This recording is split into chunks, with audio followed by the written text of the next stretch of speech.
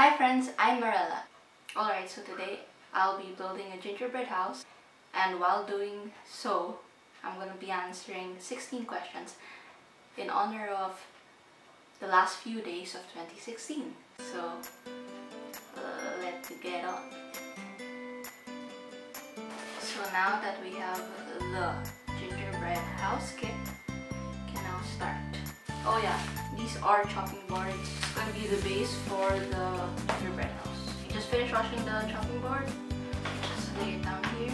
Don't forget your aluminum foil base here. Alright, so while I'm building this gingerbread house, I'll be answering 16 questions in honor of the end of 2016. First one.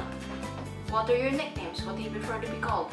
As I always say in every video, in the beginning of every video, my name is Marella. It's my nickname, so that's what I prefer to be called.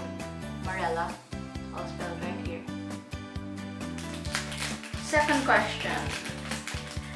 What do you do if you can't sleep at night? Do you count sheep, toss and turn? Well, if I can't sleep at night, I just end up watching movies until I fall asleep. It's not good.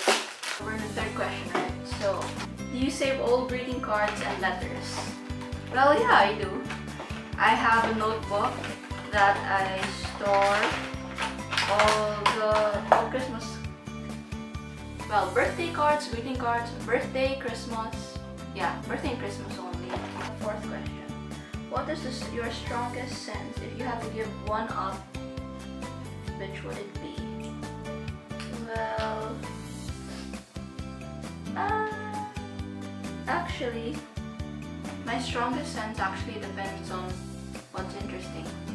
So if I'm so focused on trying to look for something or trying to, just observe, my strongest sense would be just my seeing sense of sight.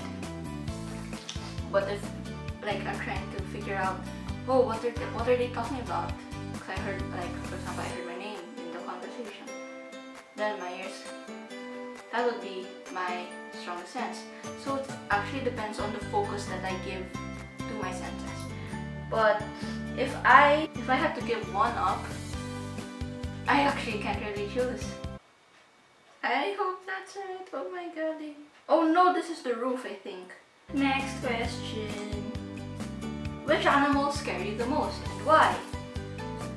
Well, I would say the animal that scares me the most would be, flying cockroaches. Yeah, that scares me the most. I just don't like things going to my face or something.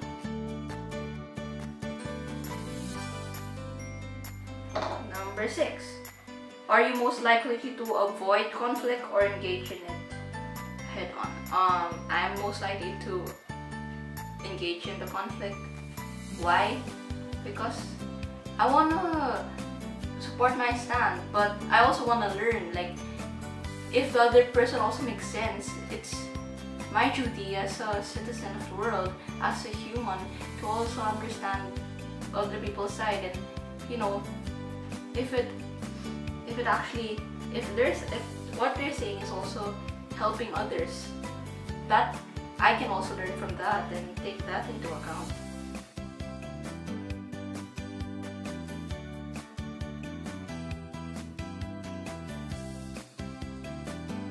Alright, so I've done the roof. I've finished putting the roof in place. So I finished building the whole gingerbread house. All I need to do is decorate. So what's something that amazes me? Well, the question is, what is something that amazes you? So something that amazes me is when people are able to do what they love, are able to accomplish their dreams, do what they want to do with their life. Example, traveling the world.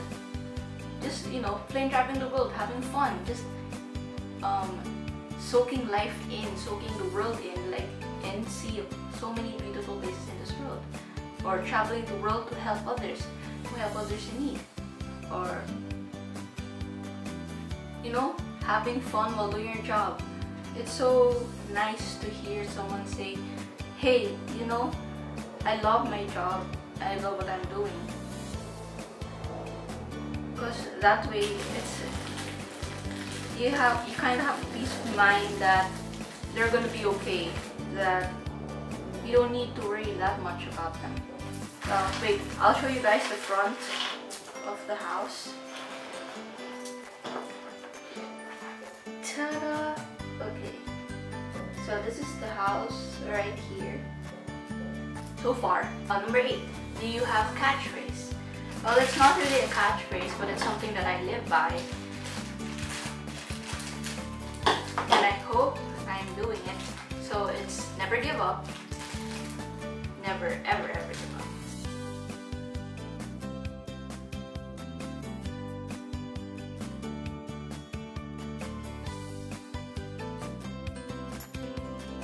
Number 9, where do you prefer to study?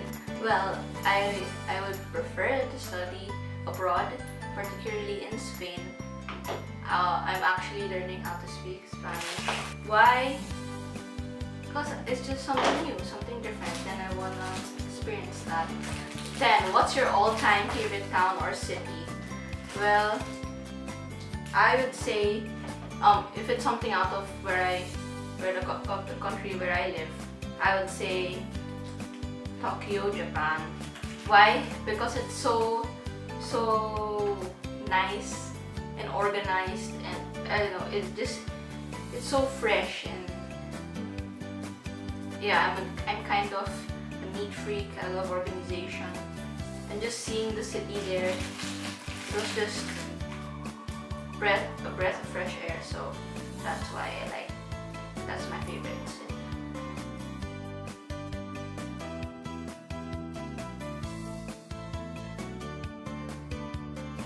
What is something about yourself that you hope will change but probably never will? Something about myself that I hope will change but probably never will is the extent that I get out of the extent I have left my comfort zone. So for example, if this is my comfort zone, I've stepped out of it, but I've made a new one, because once I stepped out of it, it's only that far that I can go out of my comfort zone.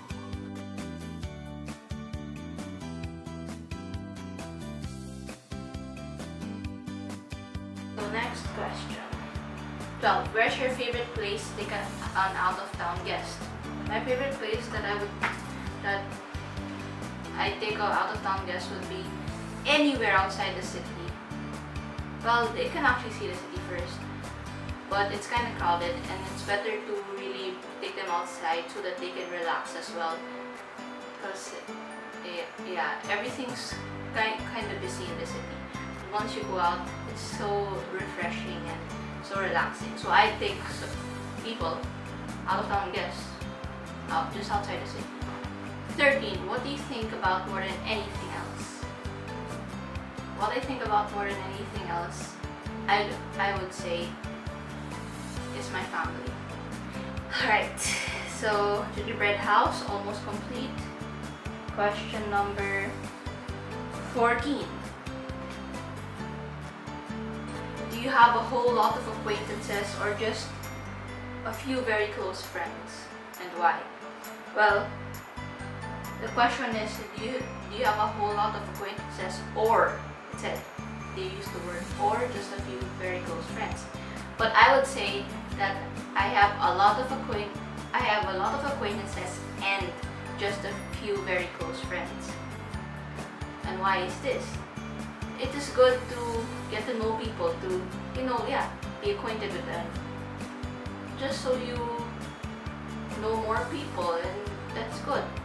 But you have to have your few very close friends that you can really trust. Why I have a few very close friends is because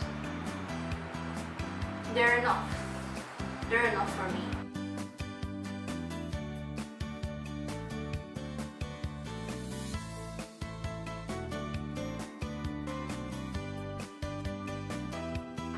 What's your favorite thing to do on Christmas? My favorite thing to do on Christmas is spend time with my family. What do you look forward to in 2017? What I look forward to in 2017 is the next chapter of my life. My life after college. My life after I graduate college. That's very soon. I'll be marching on February. I will actually finish all my college classes December. This December, and I'll be marching on Feb. So I'm really excited about that. I'm really looking forward to that. So my life after college, and also my life abroad, especially in Spain. And I hope I'm able to get that opportunity. Here is the finished gingerbread house with the linings and all candies. So I finished all the icing, finished all the candies, so nothing goes to waste. So there it is. The path now looks like a snowy path with some grass popping out. And that's a little doorknob with some icing, kind of smudged, sorry. I added candies for the window. So I'm done. Question. Thank you for watching until the end of this video. If you liked it, please give it a thumbs up, subscribe, and hope you had a very Merry Christmas and have a wonderful New Year. Have a wonderful 2017.